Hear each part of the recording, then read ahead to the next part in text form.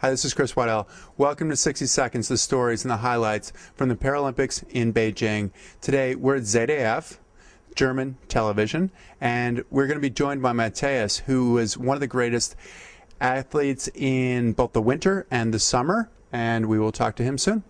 Hello, Matthias. Great to see you again. Usually I see you on the ski slopes. Funny to see you here in the Summer Games. I know you're a summer athlete as well. You competed in the Paralympics for a long time, and things have changed a lot from the time that you competed till now. What do you make of the Beijing Paralympics based on what you've seen?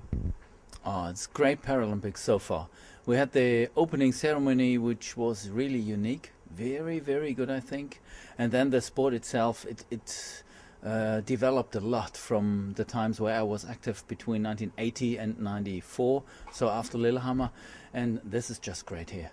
Do you think that the disabilities or the or the limitations that are visible are more difficult or less difficult than the ones that are invisible? I think I couldn't measure that, but because I think to suffer from something is very difficult for every person. If you sit in a wheelchair, if an arm is missing or leg, or if you are suffering from a depression, I think for everybody is a big thing to get along with that. So I couldn't really compare what is worse or what is better. But I think what you're saying is that we learn from each other, though. Yes, that's it. And I think that's one of the biggest messages of the Paralympic Games. And I think Phil Craven, president of IPC, he said it's inspiring games. And I think the Paralympics, they are really inspiring in this kind of inspiring, not only the sport itself. Now, you competed in the summer as well. What were your events in the summer?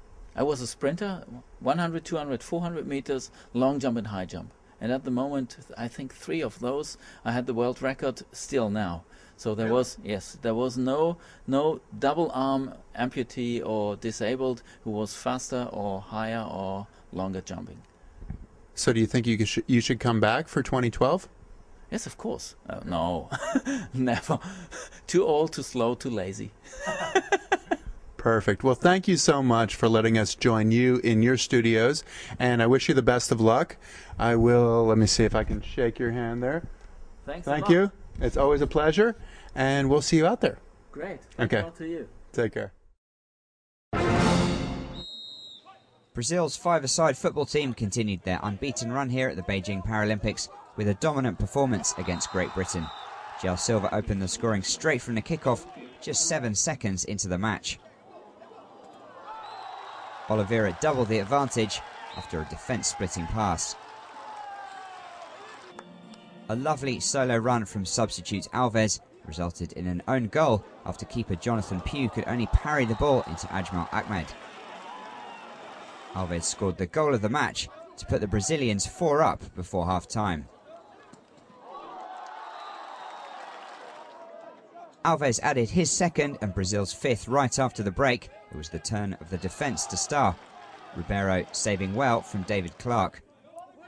5-0 it finished, and the reigning Paralympic champions face China on Monday for what could be a preview of Wednesday's final.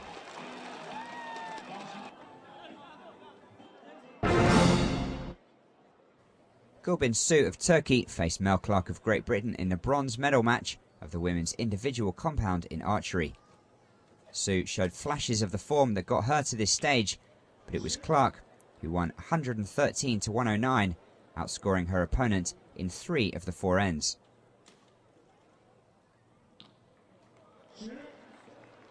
Her teammate, the top seed and world record holder Danielle Brown, dominated a one-sided final against Japan's Chieko Kamiya.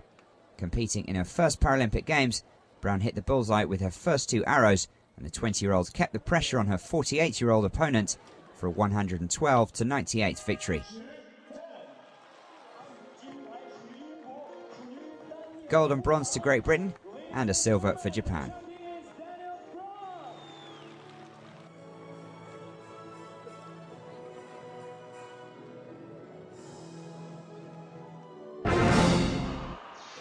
In the men's 100-metre breaststroke SB13 division, the capacity crowd was treated to a masterful performance from the Ukrainian Alexei Fedorov. having already won gold in the 200-metre IM and silver in the 100-metre freestyle. The 20-year-old led from start to finish to produce one of the performances of the Games. Federer smashed the world record that had stood for over 16 years by an incredible 3.5 seconds, one of 14 world records to tumble on Saturday at the Water Cube. He said afterwards he felt he could swim even faster. But he didn't have too much time to celebrate this victory though, as he's back in the pool today in the 100-metre backstroke and will also race in the 50 free on Monday.